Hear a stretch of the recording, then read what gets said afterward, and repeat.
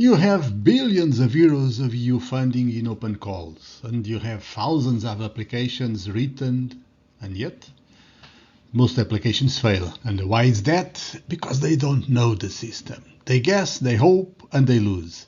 You want to change that. You don't want to be part of that group. You want to make your application the special one. Yeah, I'm going after Mourinho's line. Yeah, of course. So welcome to season 3 of InnovEU, the EU Project Chronicles. And in this season, we will have the usual interviews with EU partners like before. We'll have the same analysis of open calls like before. But we'll also have an exact blueprint to turn your EU project from rejected to funded. In this first episode, we'll break down that concept, the EU Project Readiness Pyramid. Fancy name, yeah, but you'll see it's not that complicated. We will be analyzing step by step this framework to build winning projects. And then we'll be analyzing each step individually in the following episodes. In this episode, we'll just look at the framework and okay, it's not like I discovered the wheel, okay? It's just a logical framework with some AI tools that I will make available for you that will help you make you the special one. Your proposal, I mean, your proposal. So in this episode also, we'll have an interview with Marco Amici. He's an EU project veteran. You'll love listen to him telling us all about the EU PM2 project and how it can help you build and run great projects. And finally, we'll also be dissecting an open call, a Creative Europe open call. It's the InnovLab, and you'll know exactly how to position your project for success in this call. So let's go for it. The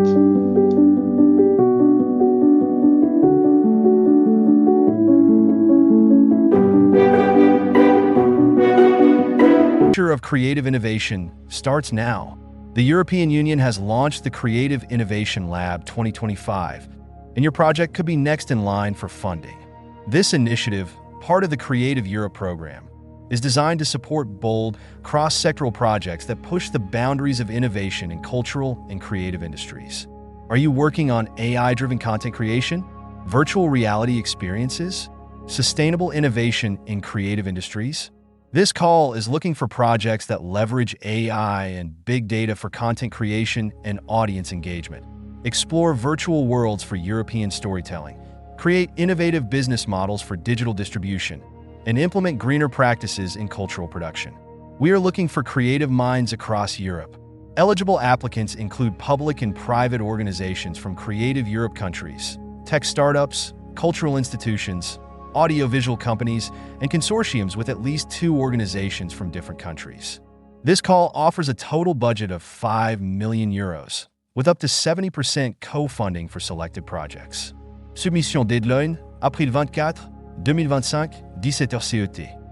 Evaluation period, May, September 2025. Results announced, October 2025. Ready to bring your innovative idea to life. Submit your proposal via the EU Funding and Tenders portal. Don't miss this opportunity to shape the future of creative innovation. Apply now. Welcome back to InnovEU. We have a new season, and we start this first episode with Marco Amici. I'm sorry, I'm terrible with names. He's joining us from Rome. He works at the Rome University of Rome, and he'll tell us the department. Would you please tell us a little bit about you and your institution, please? Okay, thank you. Hi, everybody. My name is Marco Amici. I'm researcher at the University of Rome Tor Vergata. I'm expert in EU-funded projects, and my research area are basically management, public management, and of course, also project management, especially project management in public and public sector organizations. I also work as a consultant in private and public administration, helping them to manage EU-funded projects. So together with within my university, part of the research group of government and civil society, and together with my colleagues, we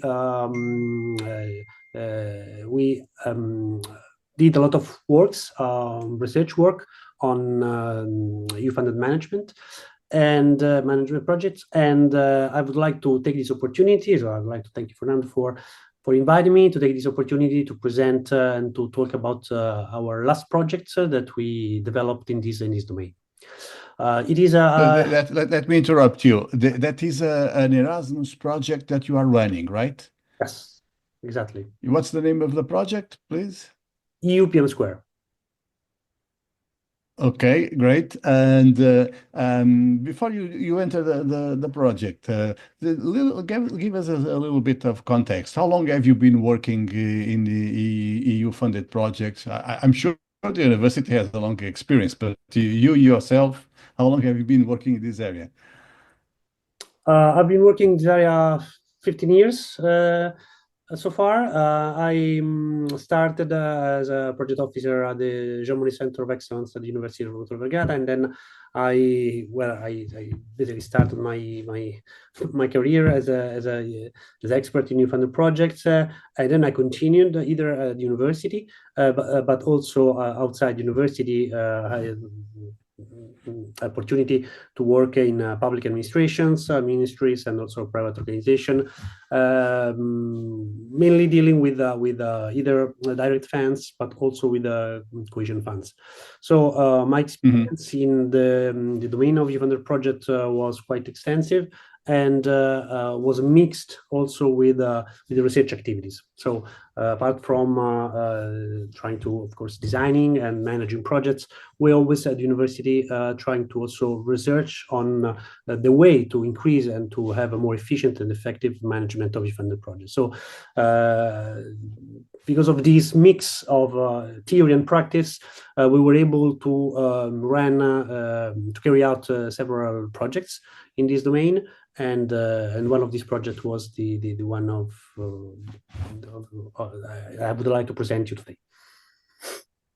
Yeah, I think that's quite an interesting project for us to start the new season. I'm sure you are going to use some slides to talk about the project, and all that information and your contacts will be available in the podcast notes for people who want to contact you or somehow learn more about the project. But please tell us, when did this project start? Was it 23 or 24?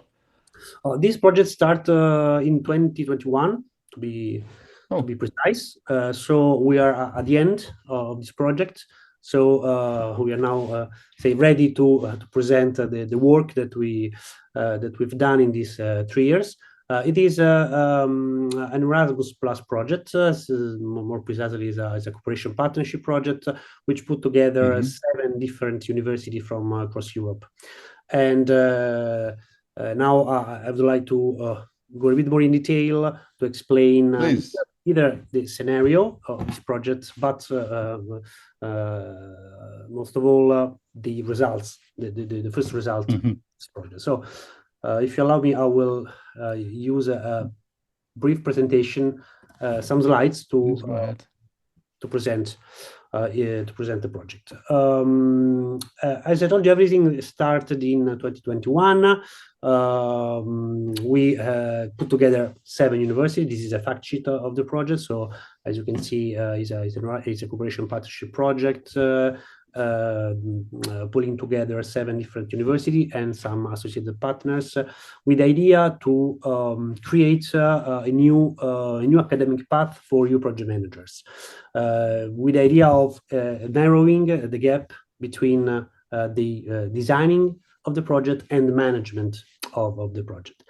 I would say that everything started after the pandemic crisis. Immediately after the pandemic crisis, the trigger of this project was the fact that after, as you know, after the pandemic crisis, European Union invested an unprecedented amount of money on the EU budget in order to recovery from the health, economic, and social crisis. So basically, the budget of the European Union doubled with respect to the previous programming period.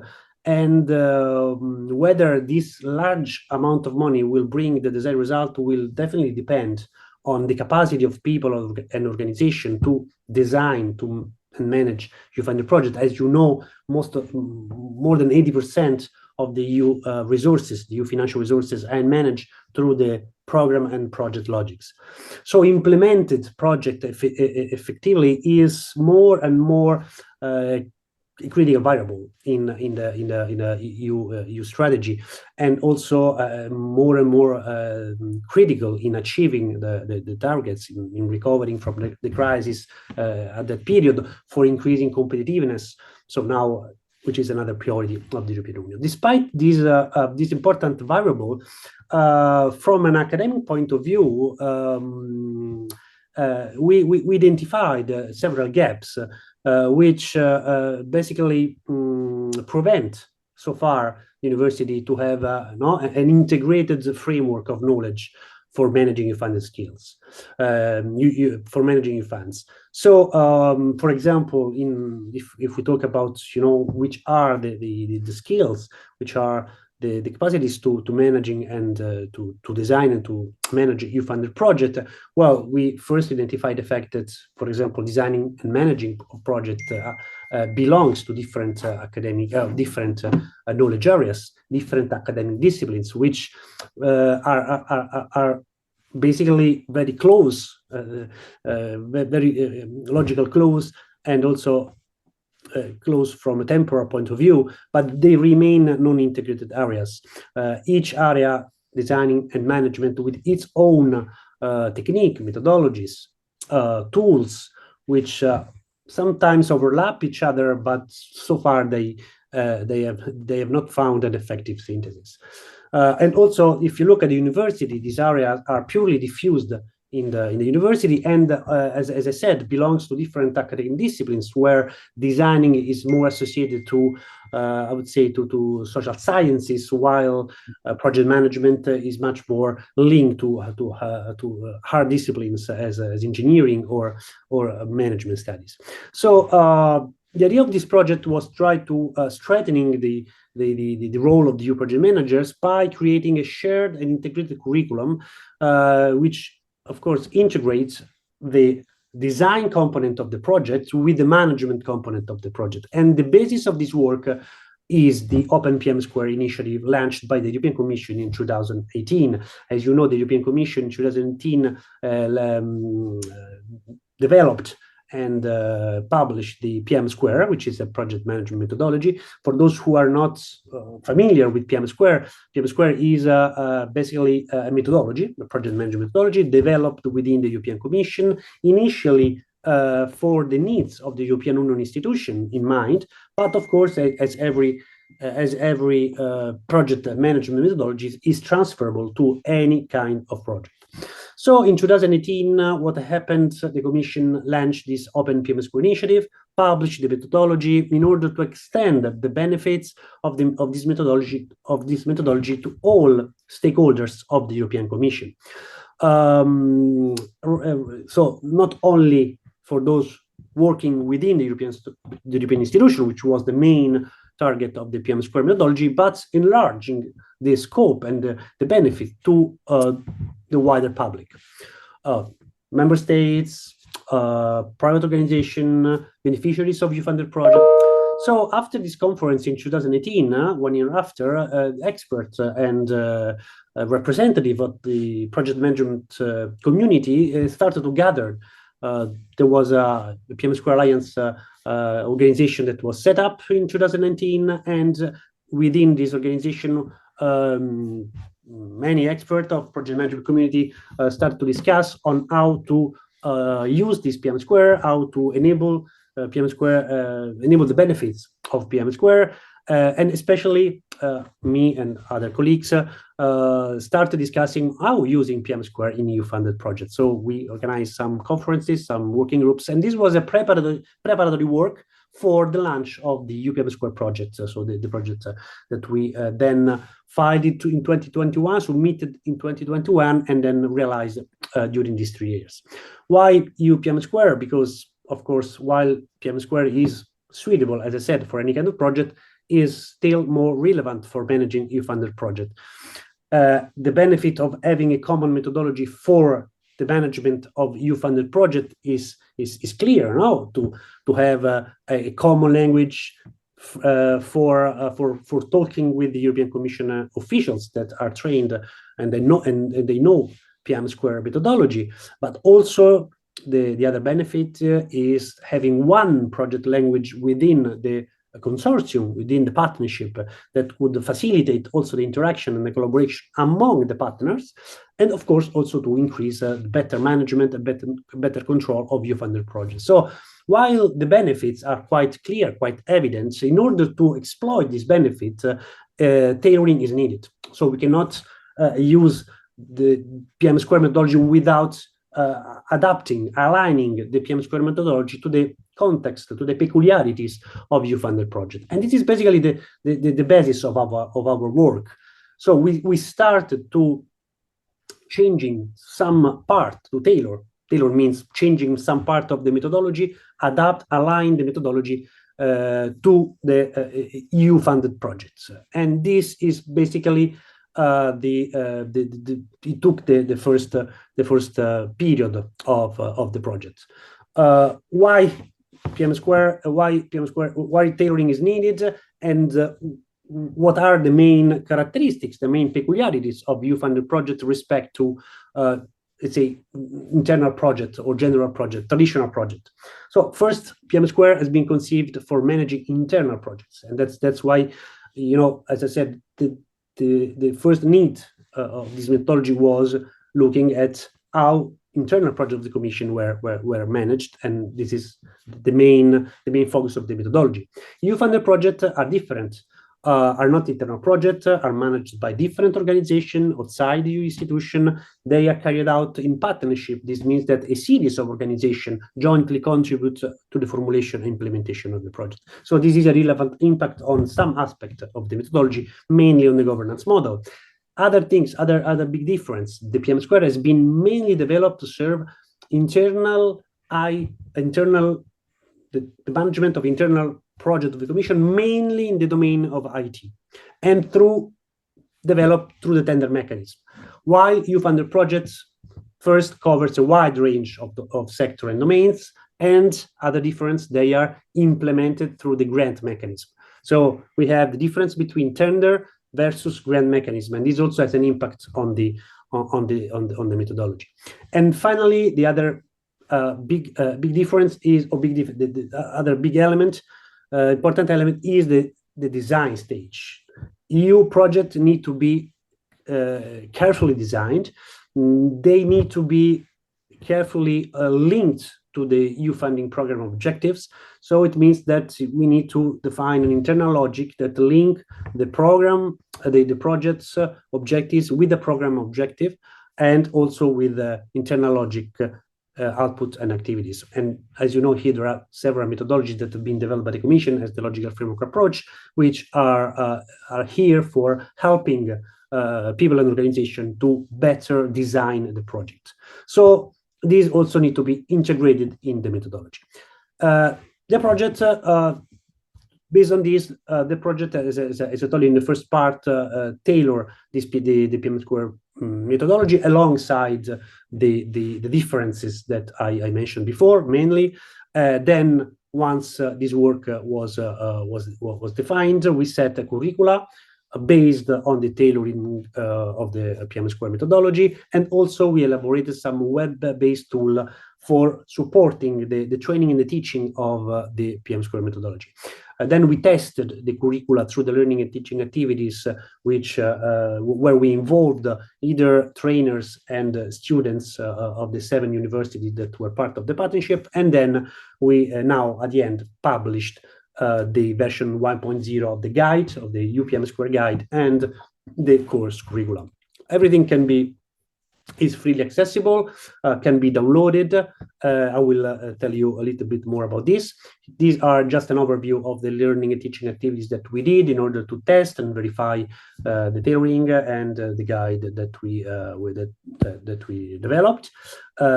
We did some mobility activities. Also, this gave us inputs in order to increase the methodology, and these are the main outputs of the project. As I told you before, the guide, which is freely downloadable from the project website.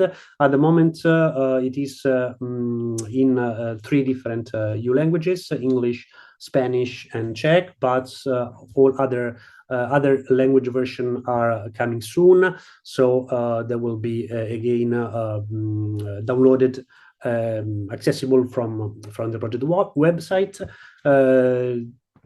based on the UPM Square guide. We also designed the curricula. So basically, we designed a curriculum which is coherent with the guide in order to help people and organization to define the training paths for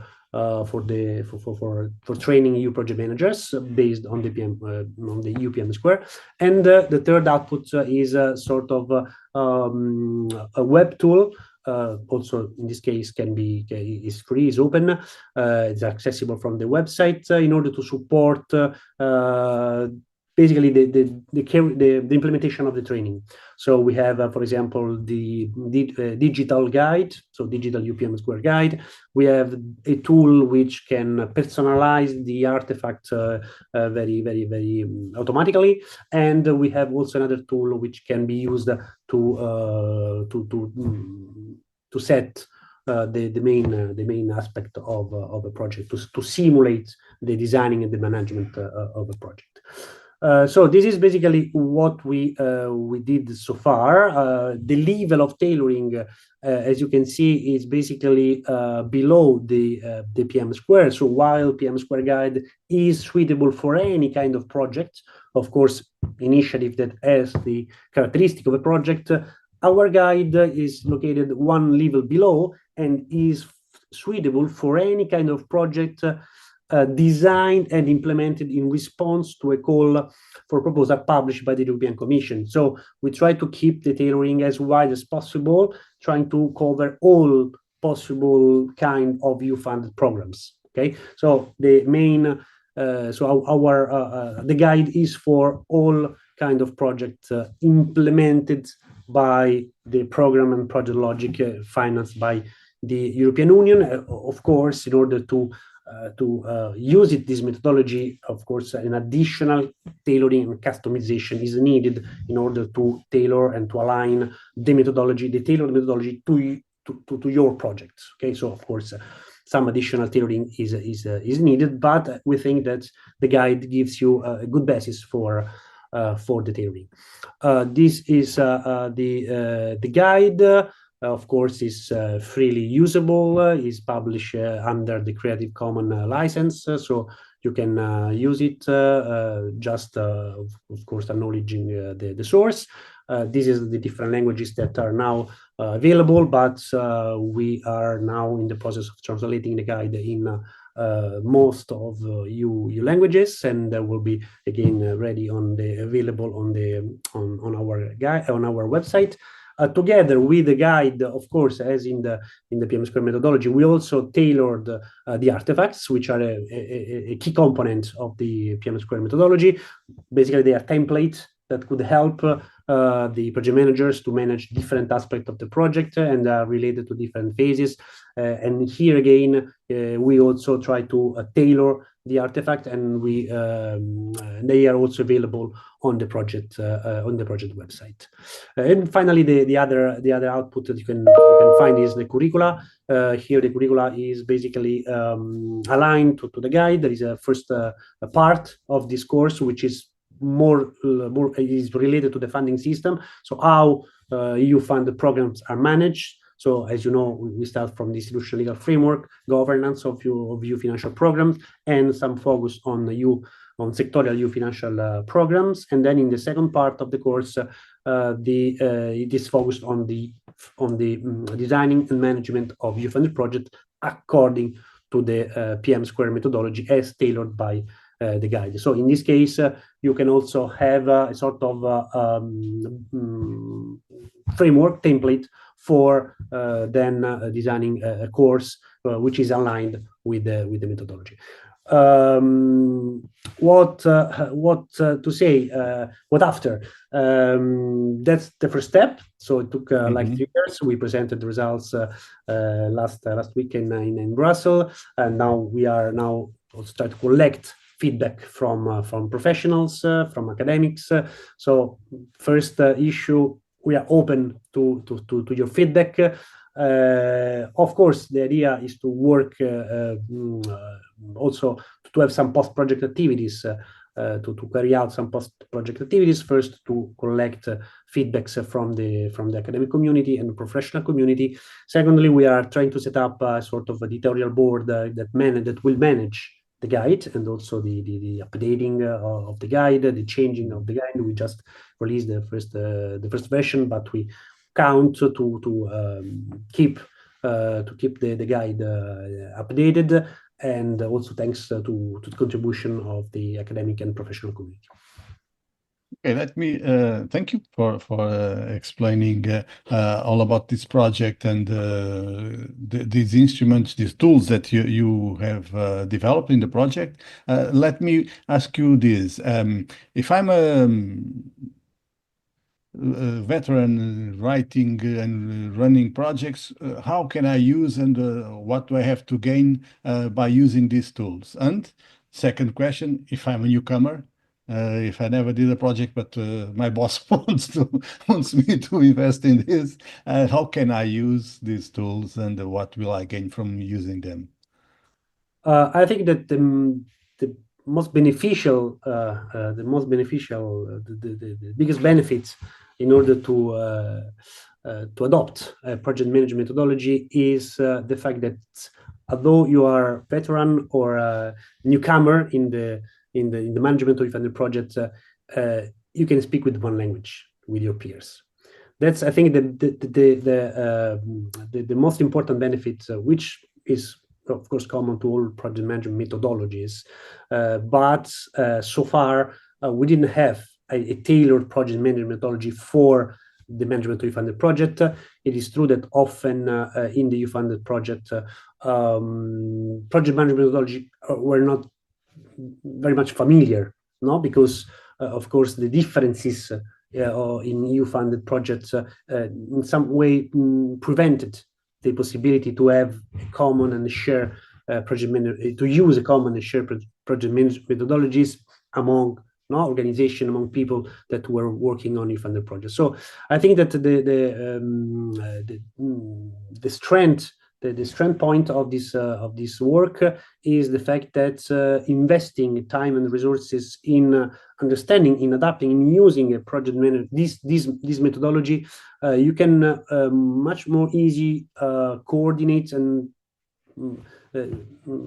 work with your colleague within your organization, among different organizations joining a partnership, and of course, in case this methodology will be developed, will be used across people and across organization and also across institutions. Of course, you can also have can facilitate also the relation with the contracting authority, with the management authority, which basically developed this methodology. So it is sometimes a tool is there, and this work will I think help us to use it.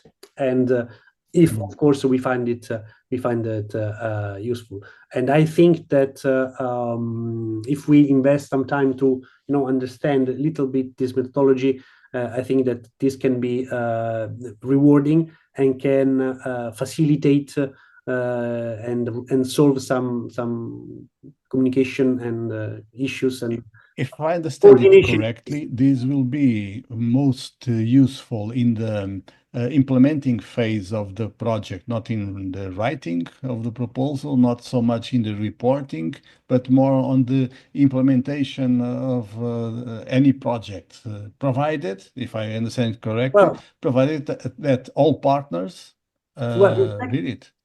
Well, in fact, this tailoring work that we did tries to integrate in the life cycle of the EU-funded projects both phases.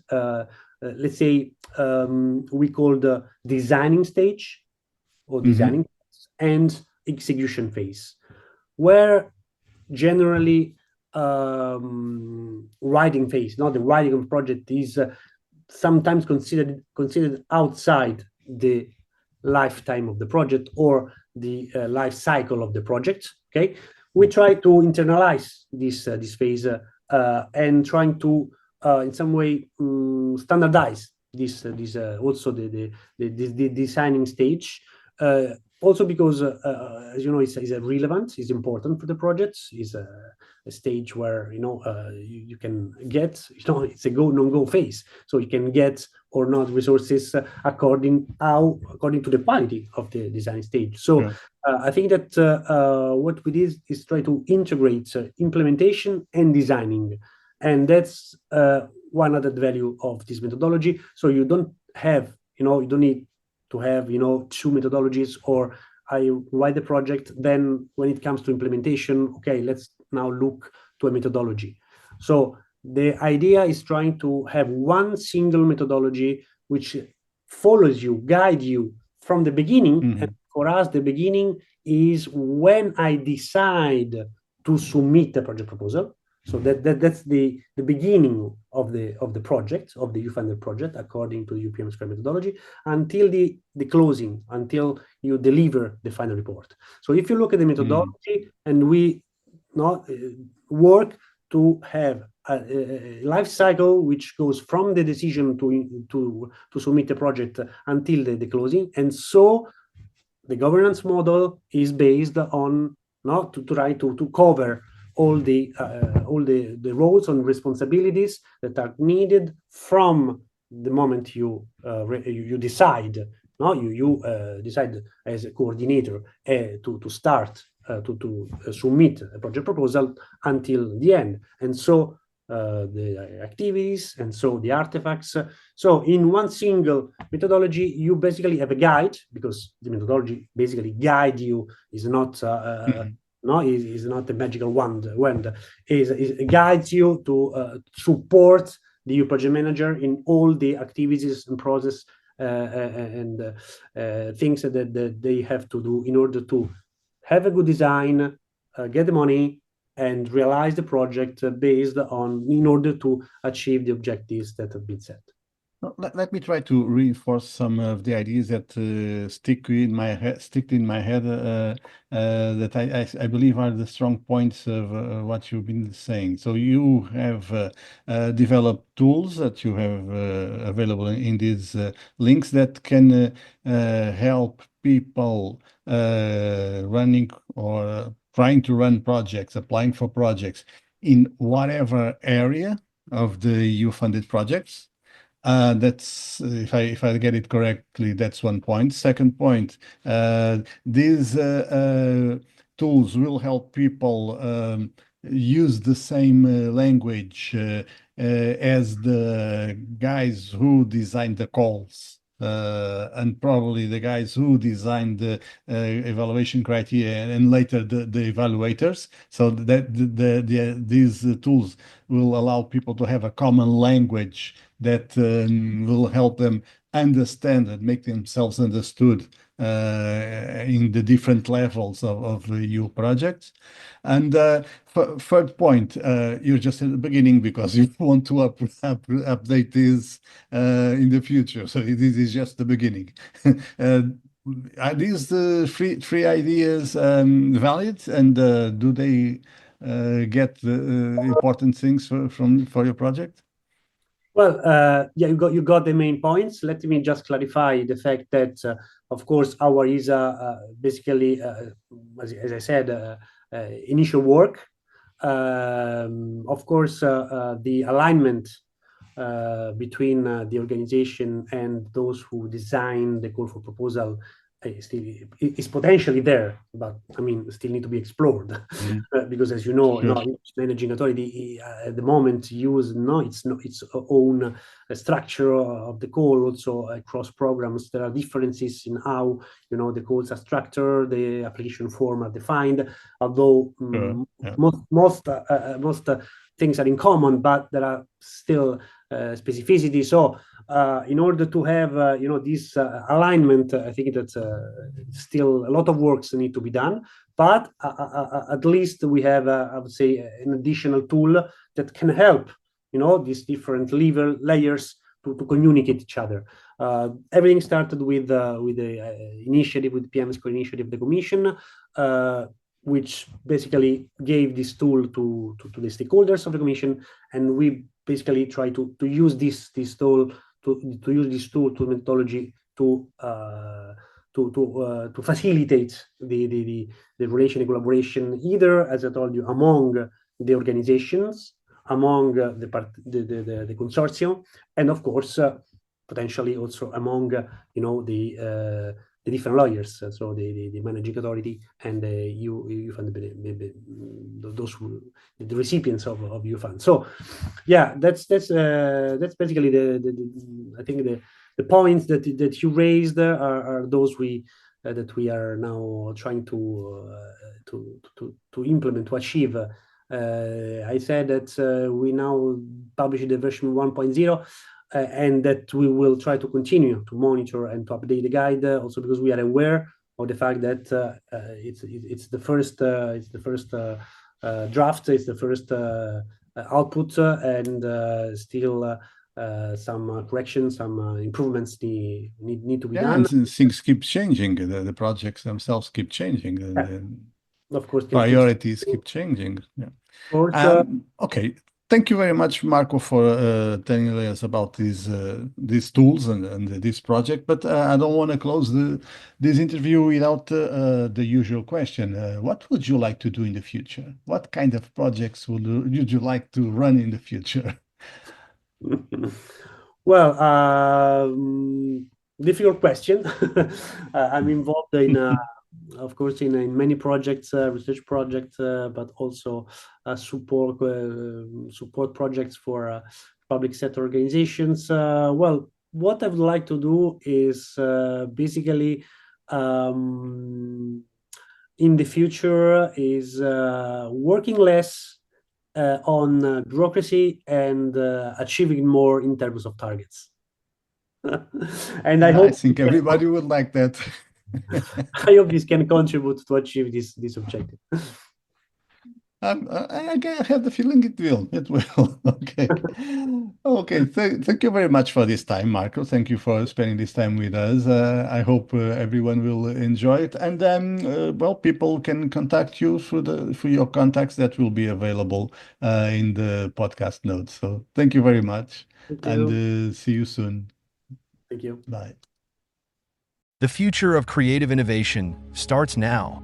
The European Union has launched the Creative Innovation Lab 2025, and your project could be next in line for funding. This initiative, part of the Creative Europe program, is designed to support bold, cross-sectoral projects that push the boundaries of innovation in cultural and creative industries. Are you working on AI-driven content creation, virtual reality experiences, sustainable innovation in creative industries? This call is looking for projects that leverage AI and big data for content creation and audience engagement. Explore virtual worlds for European storytelling, create innovative business models for digital distribution, and implement greener practices in cultural production. We are looking for creative minds across Europe. Eligible applicants include public and private organizations from Creative Europe countries, tech startups, cultural institutions, audiovisual companies, and consortiums with at least 2 organizations from different countries. This call offers a total budget of 5 million euros, with up to 70% co-funding for selected projects. Submission deadline, April 24, 2025, 17h CET. Evaluation period, May, September 2025. Results announced, October 2025. Ready to bring your innovative idea to life. Submit your proposal via the EU Funding and Tenders portal. Don't miss this opportunity to shape the future of creative innovation. Apply now. InnovEU, the EU Project Chronicles, is a weekly video podcast. Please subscribe to Polyxoc's newsletter to receive every podcast episode. And if you like receiving it, please press like in whatever platform you are watching or listening. Also, please share InnovEU and Polyxocs with anyone you feel will enjoy it.